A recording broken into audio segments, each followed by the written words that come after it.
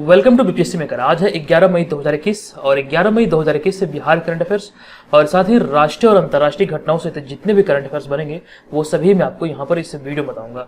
ये वीडियो आपके लिए बीपीएससी सहित Bihar SSC, Bihar SI, ESI, CDPO, Bihar police और वो अन्य सभी परीक्षाएं जो खास करके बिहार में आयोजित होती है, तो बिहार के सभी कॉम्पिटिटिव एग्जाम के दृष्टिकोण से काफी ज्यादा महत्वपूर्ण है।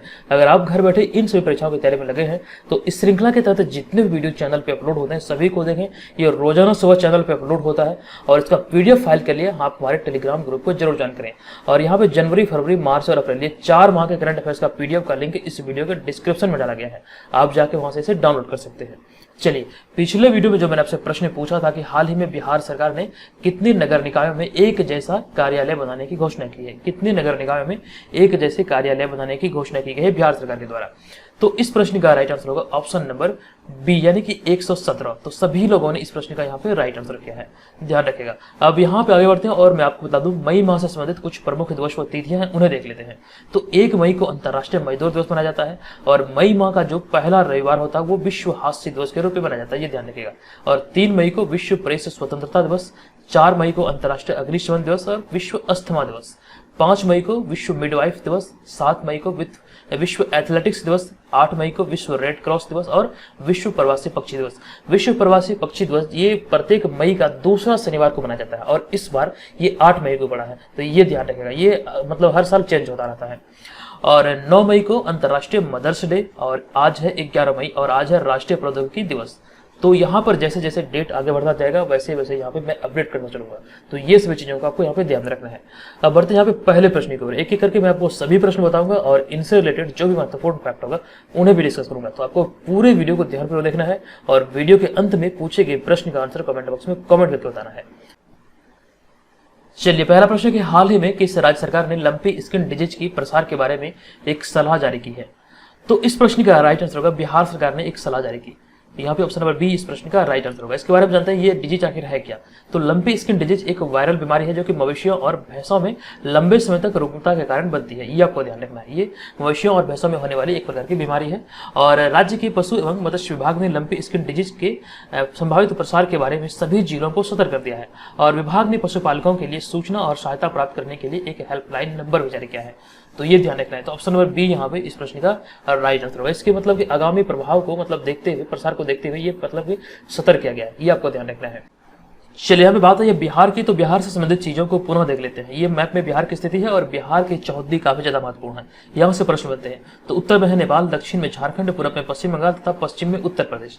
इतनी सारी यहाँ पे आपको याद रखना चौहद्दी से संबंधित। और आपसे जानते हैं कि बिहार की राजधानी है पटना, राज्यपाल भी वर्तमान में फागू चौहान, मुख्यमंत्री नीतीश कुमार, राजकीय पक्षी है गोरैया। अभी 20 मार्च को अभी हाल ही में विश्व गोरैया दिवस मनाया गया जिसका थीम था आई लव स्पैरो। राजकीय पशु है बैल, राजकीय वृक्ष पीपल, राजकीय फूल गेंदा। और बिहार का जनसंख्या घनत्व है 1106 व्यक्ति प्रति वर्ग किलोमीटर। और क्षेत्रफल की अगर बात किया जाए तो 94,163 वर्ग किलोमीटर बिहार का क्षेत्रफल है। जब 15 नवंबर 2000 ईस्वी को यहाँ से झारखंड अलग हुआ था तो उसमें झारखंड राज्य का जो गठन हुआ था ये 46% भूभाग को लेकर हुआ था, यानी कि बिहार राज्य का 46% भूभाग को काटकर झारखंड राज्य का गठन हुआ था 15 नवंबर 2000 ईस्वी को। और झारखंड के पहले मुख्यमंत्री थे बाबूलाल मरांडी, ये ध्यान रखिएगा। और बिहार में जो प्रथम राजभाषा ये हिंदी, द्वितीय राजभाषा उर्दू।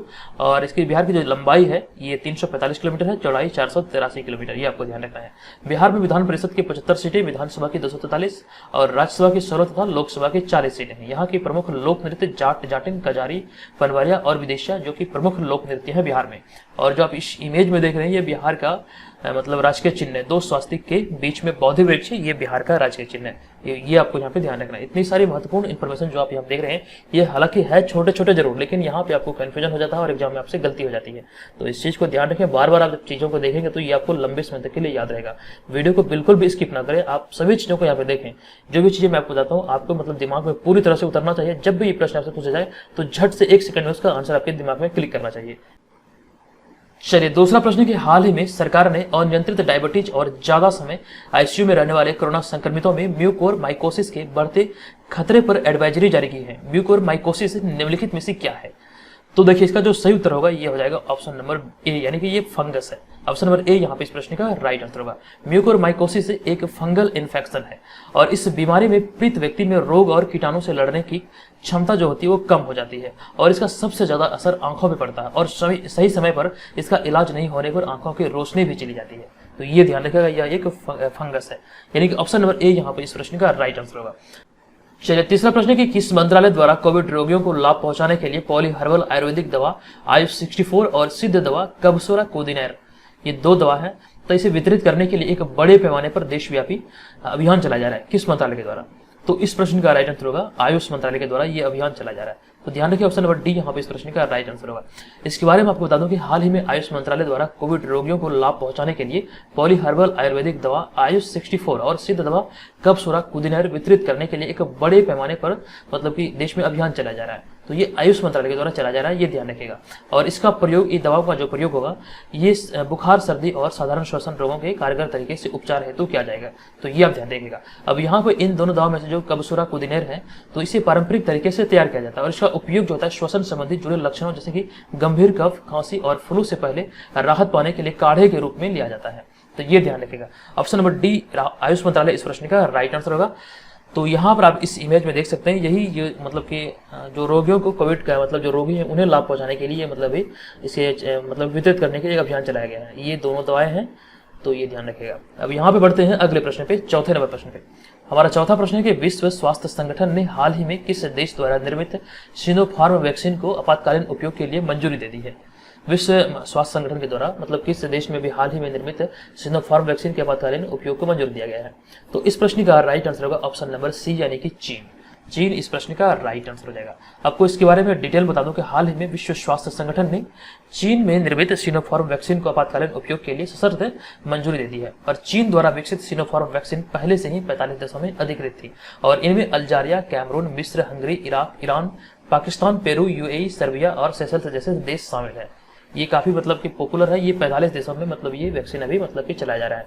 तो अभी हाल ही में विश्व स्वास्थ्य संगठन ने भी इसकी मंजूरी दे दी है। तो इस प्रश्न का सही उत्तर होगा ये चीन से संबंधित ये मतलब वैक्सीन है। तो ऑप्शन नंबर सी यहाँ पे इस प्रश्न का राइट आंसर होगा। चलिए पांचवा प्रश्न है कि केंद्रीय बैंक ने कितने करोड़ रुपए तक के स्मॉल फाइनेंस बैंक के लिए एक विशेष दीर्घकालीन रेपो ऑपरेशन की घोषणा की है?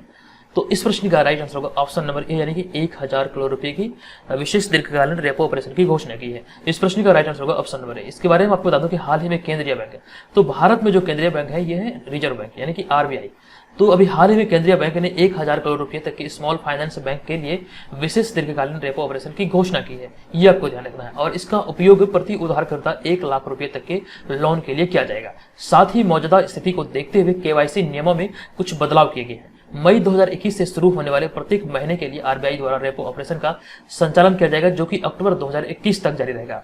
जो भी प्रश्न आप पढ़ते हैं उनसे रिलेटेड जो भी महत्वपूर्ण फैक्ट होते हैं उन्हें आप ध्यान रखें। यहाँ से आपके एग्जाम में प्रश्न मतलब बन सकते हैं, पूछे जा सकते हैं। इस तरह के प्रश्न आपके मतलब कि एग्जाम के दृष्टिकोण से काफी ज्यादा महत्वपूर्ण है। देखिए पिछले वर्ष भी हमारा करंट अफेयर्स का सीरीज चला था, जहां पर हमने आपको वीडियो तो रेगुलर नहीं दिया था, लेकिन उसका मतलब मंथली वीडियो आया था और साथ ही इसका पीडीएफ भी जारी किया गया था वार्षिक अंक। तो वहां से जो मतलब कि बीपीएससी एग्जाम में प्रश्न पूछा गया तो हमारा 27 से 28 क्वेश्चन हमारे पीडीएफ से था। अगर आपको यकीन ना हो तो हमारे प्रीवियस मतलब कि 2020 वाला जो वार्षिकांक वाला करंट अफेयर्स का पीडीएफ था, आप वहां से मिलान कर सकते हैं। आप देखेंगे कि किस प्रकार से हमारे पकड़ थे और इतने सारे क्वेश्चन हमारे मतलब कि पीडीएफ से आए। तो एकदम से इसके लिए मतलब निश्चित रहे कि यहाँ पर जो आप करंट अफेयर्स की श्रृंखला को देख रहे हैं, इससे आपकी मतलब कि निश्चित ही मतलब की मदद होगी। आप कहीं से भी करंट अफेयर्स पढ़ते हैं यहाँ पे मतलब जरूर देखिए, मतलब चीजों को समझिए, उसके बाद डिसाइड कीजिए कि कहाँ मतलब आपको पढ़ना चाहिए।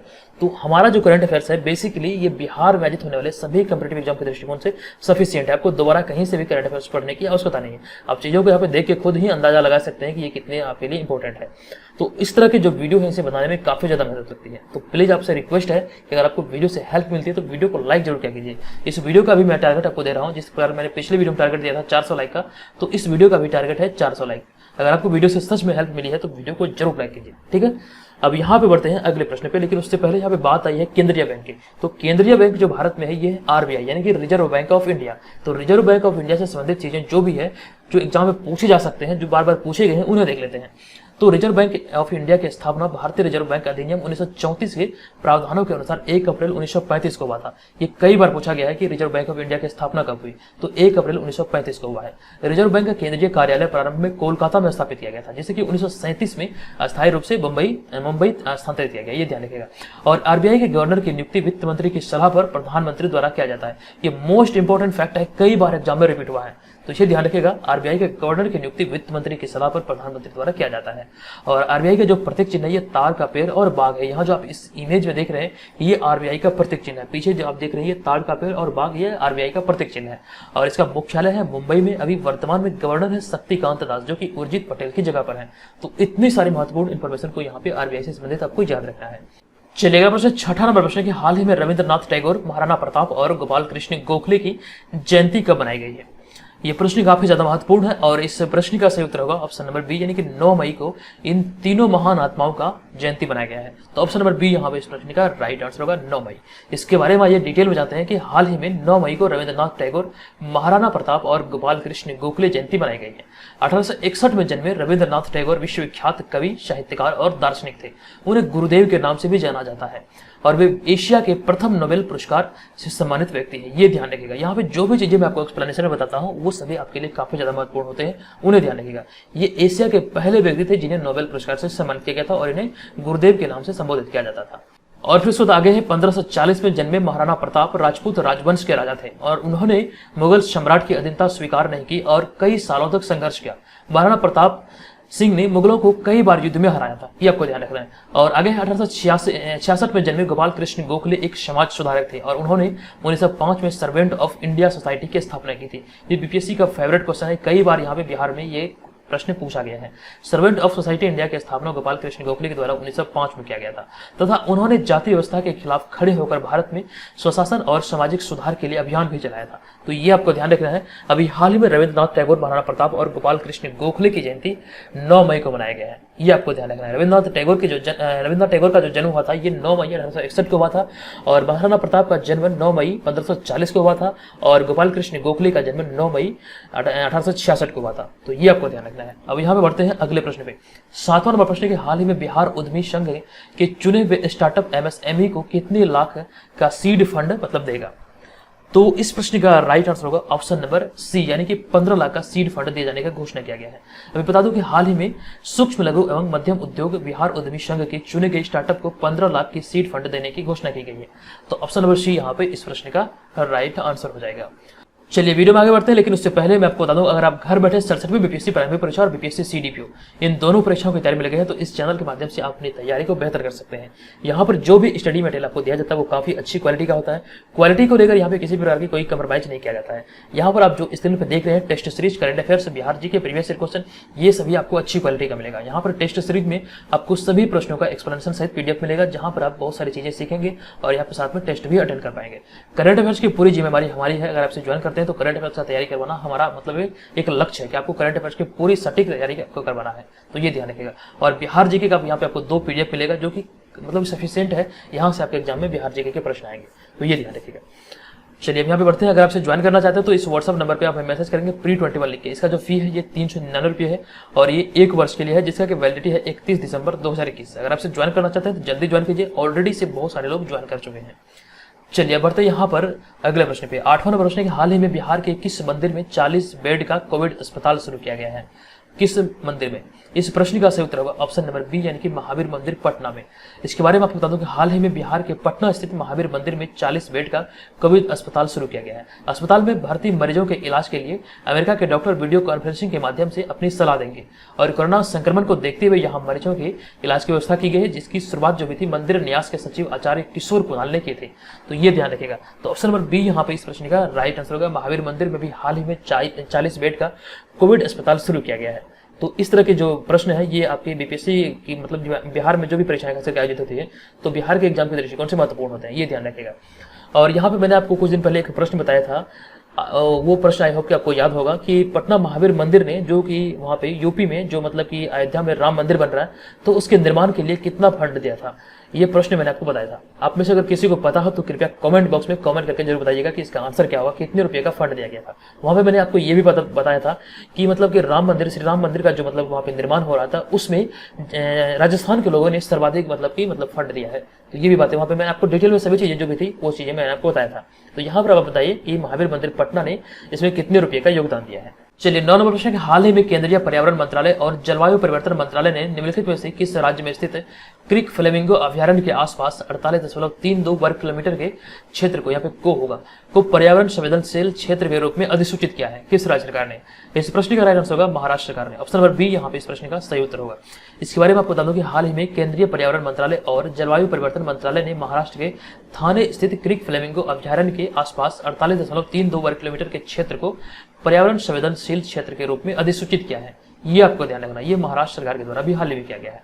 और पर्यावरण संवेदनशील क्षेत्र एक ऐसा संरक्षित क्षेत्र है जहां राष्ट्रीय उद्यान एवं वन्य जीव अभयारण्य के आसपास मतलब 10 किलोमीटर के दायरे में भौगोलिक क्षेत्र हो, ये आप ध्यान रखिएगा। और इसे पर्यावरण संरक्षण अधिनियम 1986 के प्रावधानों के तहत मंत्रालय द्वारा घोषित किए जाते हैं। तो इतनी सारी महत्वपूर्ण इन्फॉर्मेशन को यहाँ से आपको याद रखना है। अब यहाँ पे बात आई है महाराष्ट्र की, तो महाराष्ट्र संबंधित चीजों को हम पुनः एक बार यहाँ पे देख लेते हैं। ये मैप में महाराष्ट्र की स्थिति है और महाराष्ट्र भारत का एक राज्य है जो कि भारत के दक्षिण मध्य में स्थित है और इसकी गिनती भारत के सबसे धनी एवं समृद्ध राज्यों में की जाती है, जो कि भारत का सबसे बड़ा शहर और देश की आर्थिक राजधानी के रूप में जानी जाती है। महाराष्ट्र जो मुंबई है ये महाराष्ट्र की मतलब जो यहाँ पे आर्थिक राजधानी के रूप में जानी जाती है, वित्तीय राजधानी के रूप में जानी जाती है, ये ध्यान रखेगा। और यहाँ का जो गवर्नर है ये है भगत सिंह कोश्यारी और यहाँ का जो मतलब महाराष्ट्र का जो कैपिटल है ये है मुंबई और अभी वर्तमान में चीफ मिनिस्टर है उद्धव ठाकरे। तो ये सभी चीजों का आप ध्यान रखेगा। अब यहाँ पे बढ़ते हैं अगले प्रश्न में। हाल ही में हेमंत बिस्वा शर्मा निम्नलिखित में से किस राज्य के मुख्यमंत्री बने हैं? तो हेमंत बिस्वा शर्मा अभी हाल ही में किस राज्य के? तो इसका सही उत्तर होगा ऑप्शन नंबर बी, ये असम के मुख्यमंत्री बने हैं। आप जो इस इमेज में देख रहे हैं यही है हेमंत बिस्वा शर्मा। अभी हाल ही में भारतीय जनता पार्टी के वरिष्ठ नेता हेमंत बिस्वा शर्मा असम के मुख्यमंत्री बने हैं और उन्होंने इस पद पर सर्बानंद सोनोवाल की जगह ली है। असम की 126 सदस्यीय विधानसभा में सत्तारूढ़ गठबंधन को 75 सीटें मिली, जिनमें की भारतीय जनता पार्टी को 60 तथा उसके गठबंधन साझेदार असम गण परिषद तथा यूनाइटेड पीपुल्स पार्टी लिबरल को 9 और 6 सीटें मिली, ये ध्यान रखेगा। तो कुल मिलाकर ये बात ये है कि मतलब हाल ही में हेमंत बिस्वा शर्मा अभी मतलब भारतीय जनता पार्टी के वरिष्ठ नेता थे और इन्हें अभी हाल ही में मतलब असम के मुख्यमंत्री के पद पर मतलब सुशोभित किया गया है। तो ऑप्शन नंबर बी यहाँ पे इस प्रश्न का राइट आंसर हो जाएगा। अब बढ़ते हैं आज की इस वीडियो के प्रश्न की ओर। आज की इस वीडियो का प्रश्न है कि हाल ही में बिहार में 18 वर्ष से अधिक उम्र के लोगों का टीकाकरण कब से प्रारंभ हुआ है? तो इसके बारे में मैंने कंप्लीट इन्फॉर्मेशन दिया है। यहाँ पे बहुत सारी चीजें हैं जो यहाँ से आपके एग्जाम में पूछे जा सकते हैं, तो कंप्लीट इन्फॉर्मेशन मैंने आपको पिछले वीडियो में दिया था। तो इसका आंसर आपको अगर पता है, अगर आपने पिछले वीडियो को ध्यानपूर्वक देखा है तो आंसर आपको याद होगा। आपको इस वीडियो के कमेंट बॉक्स में कमेंट करके बताना है कि इसका आंसर क्या होगा, ठीक है। और यहाँ पे मैं आपको बता दूं कि अगर आपसे ज्वाइन करना चाहते हैं तो इस व्हाट्सअप नंबर पर हमें pre21 लिख के मैसेज करें। चलिए आज की इस वीडियो में इतना ही, मिलेंगे नेक्स्ट वीडियो में। ये वीडियो कैसा लगा कृपया कमेंट करके जरूर बताइएगा और चैनल पे पहली बार विजिट किया तो चैनल को जरूर सब्सक्राइब कर लीजिए, क्योंकि ये चैनल बिहार में आयोजित होने वाले सभी कॉम्पिटिटिव एग्जाम की दृष्टिकोण से काफी ज्यादा महत्वपूर्ण है। चलिए धन्यवाद।